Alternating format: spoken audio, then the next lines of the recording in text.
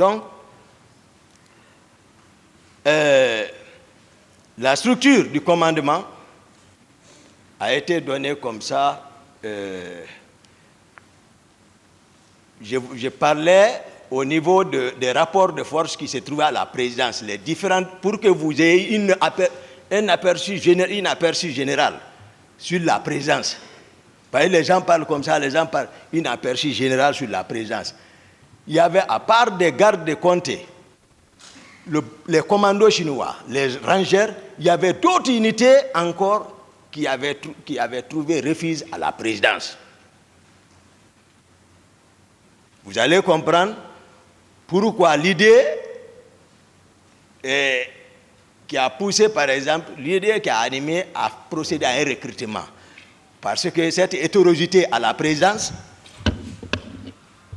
le pouvoir n'était pas encore acquis par Dadis, il sait. Sauf qu'il ne m'a pas associé à la stratégie, c'est ça le problème.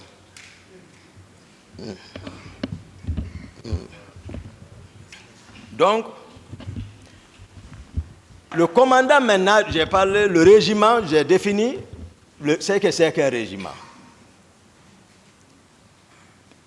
Une compagnie, 200 hommes, disons 1000 hommes, un bataillon. À partir au-delà de ça, 2000, 3000, 4000, 5000, 6000, 10 000, ça fait des régiments. On peut organiser comme ça un régiment, donc régiment. Le régiment peut aller au-delà de la présence sur toute l'étendue du territoire national. C'est-à-dire on va parler régiment, commando, tous les militaires qui sont dotés de coiffure rouge, de béret rouge. Le décret nommant le commandant du régiment, c'est le colonel Aïdor, qui a été nommé par décret comme commandant du régiment. Et lui, il était l'adjoint de Konaté à l'époque des faits, à Bata. Et le commandant adjoint du régiment, c'était le colonel Sa-Alphonse Touré. Le commandant d'opération à la présidence, c'est Makambo, capitaine Makambo. Toutes les opérations, c'est lui. Donc, le premier trimestre, s'il faut, tout allait bien. Le premier trimestre, j'ai passé à trop de pagaille, mais voilà, on gérait, tout allait bien entre moi et Dadis, tout. Mais après ça, lui et le général Konaté, on était dans son bureau, ils ont crié sur moi, ils m'ont instruit d'arrêter le commandant du régiment et son adjoint. Voilà. Et l'actuel inspecteur des forces armées, Ablaye Keita, de les arrêter. Je suis sorti, je les ai arrêtés. Donc, il n'y avait plus de commandant du régiment. On s'est retrouvés, moi, Dadis, nous trois, dans le bureau du président. On s'est retrouvés. Moi, je vais avec les données techniques. C'est pas... Maintenant, la question s'est posée, qui doit commander le régiment? Ils m'ont dit, ah bon, voilà, Toumba, tu sais, tu es lieutenant, donc le lieutenant ne peut pas. Donc, Dadis prend directement la parole, il dit, à partir de l'instant, il est le commandant du régiment, devant le général Konaté. Il dit, Konaté, tu es mon adjoint. Ça s'est passé comme ça. Moi, je ne mens pas sur lui. Non. Non. Pendant ce temps, après ça, ça allait bien. Dès lors que lui-même, il s'est désigné commandant du régiment, ce qui s'est passé, d'où est venue la pagaille. Je voudrais que vraiment, là-bas, à ce niveau, que chacun vraiment analyse très bien à sa manière. Le protocole de sortie à la présidence. D'habitude, moi, Dadis m'appelle. Il me dit, Toumba, voilà, on doit partir, j'ai le programme, préparons la sortie. Moi, je suis aide de camp, c'est sa protection physique. Sa sécurité physique et sa protection physique et le salon qui relève de mon commandement. C'est ça l'aide de camp. Et ce salon-là aussi, je le sollicite à partir du commandant du régiment pour me fournir ces éléments. Au début, lorsqu'on n'avait pas compris le fonctionnement, le commandant du régiment Aïdor et son adjoint m'ont trimballé devant l'état-major adjoint l'EMAT pour venir discuter, c'est-à-dire de l'organisation. C'est là-bas qu'ils m'ont fait comprendre tout, j'ai dit d'accord. Donc, moi j'ai le contrôle du salon. C'est-à-dire qu'il y a un commandant de salon. C'est tout, lui, il s'occupe du planning. Maintenant, et la protection physique du président, ça me préoccupe, moi. Et pour la protection dans le salon, le commandant du salon viendra, il dira combien d'hommes il avait à cet effet, peut-être pas, en tout cas pas plus d'une section. Section, peut-être on va prendre 32 hommes. Pas plus de ça. Mais par exemple, bon, Marcel ne peut pas, par exemple, dire qu'il relevait du salon. Non. Non. Marcel ne peut pas non plus dire qu'il était garde-corps. Il n'a pas encore un acte officiel. Mais en amont, vous comprendrez qu'il avait un pouvoir. Il pouvait avoir un pouvoir. Marcel agissait par conviction. C'est un jeune que j'ai aimé, tout le monde connaît. Mais sauf que, voilà, le pouvoir l'a un peu changé. Parce que Marcel, même un ministre assis avec Dadis, même un ministre en face de Dadis, Marcel peut venir crier sur le ministre. Ah oui? Il avait sa troupe, ça c'est spécial. Il n'était pas d'accord. Nous sommes tous dans la même enceinte, mais il n'est pas fréquent, c'est Dadis, d'accord. Je suis d'accord, tout ça. Hein? C'est par nécessité. Il joue son rôle, c'est-à-dire lui, il a son propre calcul, il sait. Le pouvoir, c'est-à-dire, il protège le pouvoir à sa manière. Dadis connaît. Parce qu'on vient de loin. Donc, moi, c'est moi qui ai, pour dire que j'aime Marcel, c'est moi qui ai gradé Marcel sous-lieutenant. Parce que, au moment où on cherchait le pouvoir, il avait bénéficié d'une bourse pour aller en Union soviétique. Et comme il était utile pour nous, il est important pour moi et le président Dadis, moi et le président Dadis, on s'est assis, on a analysé la situation, on dit Marcel, renonce à la bourse là. Tu ne peux pas nous quitter à l'air là. Ce n'est pas possible, le moment est proche. Si tu vas, on est foutu. Ses amis, jusqu'au jour du départ de ses amis à l'aéroport, Marcel est avec nous. On le dissuadait et il n'est pas parti. Et voilà qu'on prend le pouvoir.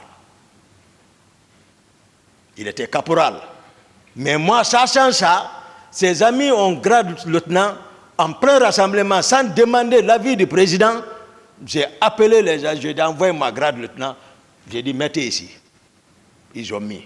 J'ai dit allez. Grand Co, Pivi. Quand j'ai dit Grand Co, c'est Grand Co plan, Pivi.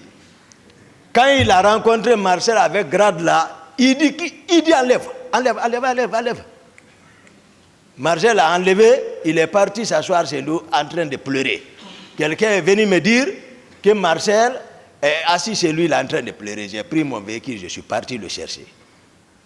J'ai dit, quand j'ai dit, je t'ai dit, le PV dit d'enlever. J'ai dit, porte. Il a porté.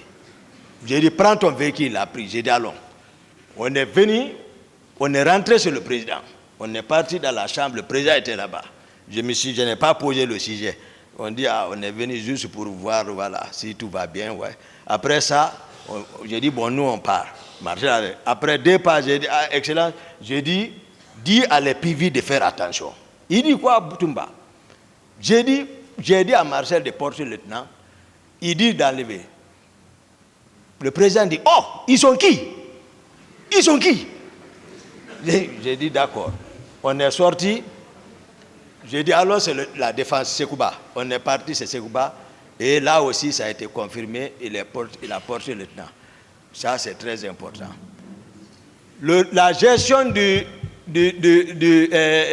régiment, le général Sékou Ba Konaté, il n'est pas ici, il n'a rien à voir dans ça, monsieur le président, honorable assesseur.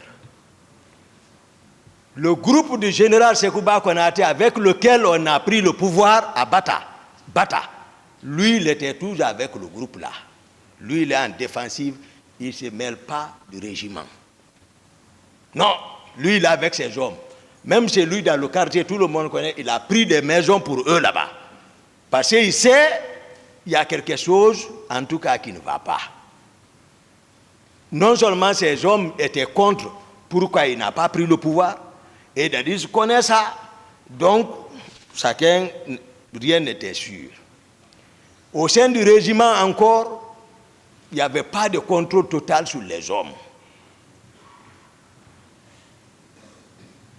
Donc, qu'est-ce qui s'est passé? Qu'est-ce qui a amené maintenant le désordre? Le colonel Tchegboro qui est ici, moi c'est un frère, moi je n'aime pas, quand je vois les gens parler autrement, vraiment sans dire la vérité, ça dit non. Mais à tout moment, on peut mourir quand même, qu'on soit ici ou ailleurs, on est entre frères. Il faut dire la vérité. Le colonel Tchegboro, d'abord, le nombre de personnes qui disent rien ne vérifie. Parce que moi j'entends, je n'ai pas vu, mais je sais, c'est les personnes que je vois derrière lui. Il y a près d'un bataillon. D'autres sont à Symphonia, d'autres sont à la présidence. C'est quand il a besoin, il fait la rotation. Mais ils sont tous coiffés en béret rouge, des gendarmes. En béret rouge.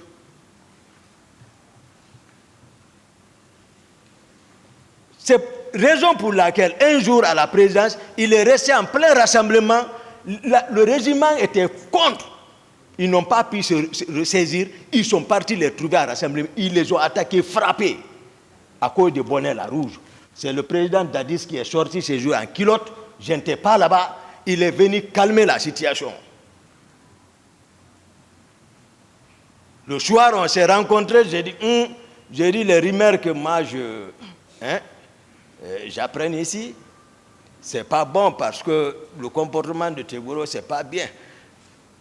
Et non seulement il a raison, il a arrêté certains, mais sauf que lorsqu'il dit les éléments de Toumba, non. Moi, je n'ai pas d'éléments dans l'armée, chacun a une fonction bien définie là. Le pouvoir est pris, il y a le président, il y a la structure qui est mise en place. Donc, il enfermait les gens, les militaires, ça murmurait. Le béret rouge et les gendarmes, ça ne peut pas marcher. Il est à l'enceinte de la présidence. Les autres voient leurs camarades enfermés là-bas.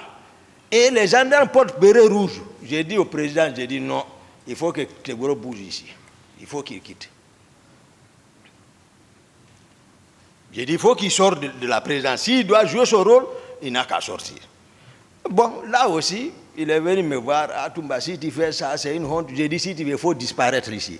Mais il faut quitter. Donc, il s'est un peu déplacé, sorti de la cour, à la rentrée. Tout le monde connaît Alfaya. La deuxième rentrée vers Imbaya là-bas.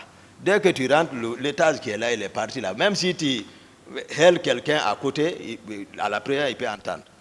Donc, il est parti là-bas. Ça aussi, il n'est pas content de moi. Mais sauf que, qu'est-ce qui a gâté le pouvoir là? Tchegboro a réussi et le président Dadi s'est laissé encore faire. Parce que c'est comme ça, je vais dire. Tchegboro s'est infiltré jusqu'à maintenant, il s'est collé à Dadis. Et il a intoxiqué les Makambo, parce que le président Dadis maintenant est commandant du régiment. Il les a intoxiqués comme quoi, et ils peuvent devenir commandants de la garde présidentielle, et Marcel, voilà, aide de camp, tout. Et maintenant, le protocole de sortie a changé. Je le dis, le président est ici.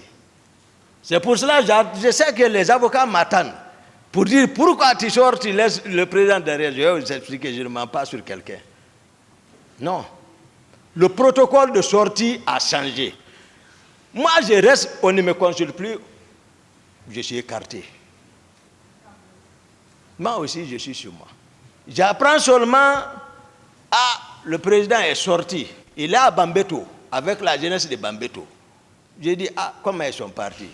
Tegboro est monté à ta place, Makambo a coordonné, ils sont partis. Je prends mon véhicule de commandement, je viens le rejoindre sur la place, je m'arrête, je m'annonce, ce jour encore, Tegboro est arrêté à ma place. Je m'arrête, je m'annonce, je le regarde. Après, il quitte, je viens, je prends ma place. Je n'ai rien dit. Le jour, le président Abdoulaye Wade est venu au palais. J'ai appris que le président déjà est au palais. J'ai pris encore mon véhicule, puisque officiellement, en attendant, j'assure, tant que ça va, c'est bon. Mais si ça ne va pas, les gens vont me reprocher. Moi, je sais. Je viens encore, je viens, je m'annonce, celui qui est assis à ma place quitte, je m'assois.